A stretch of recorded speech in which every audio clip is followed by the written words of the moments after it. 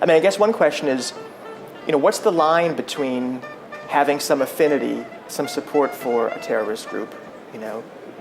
sympathizing with them as some Irish people sympathize with the IRA, and actually supporting them in a way that is illegal? I mean, that line's kind of shifted, right? There's a really great article about this in the Times Magazine that talked about how if you wanted to join a kind of terrorist group, from the advent of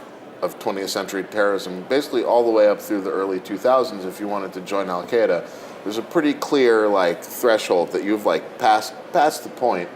where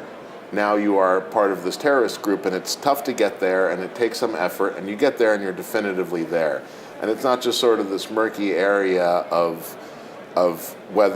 supporters and people that hit like on Facebook and write crazy things on message boards. And now, because of the way the internet has showed up on this jihadi scene, and especially the way ISIS is such a smash hit on the internet, their propaganda videos and their web presence, and we've seen other groups do it. Shabab, the Somalian terrorist group, with their Twitter account, famously trolls everybody on Twitter. But nobody's quite done it like ISIS, the way they have this incredible online appeal, and that's partly because of the very, I hesitate to say splashy because it's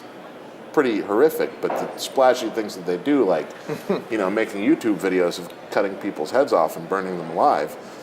And then, so they get all this attention, and it's just so easy to hit that like button or to toss off some sentence, and then next thing you know, you're a member of ISIS.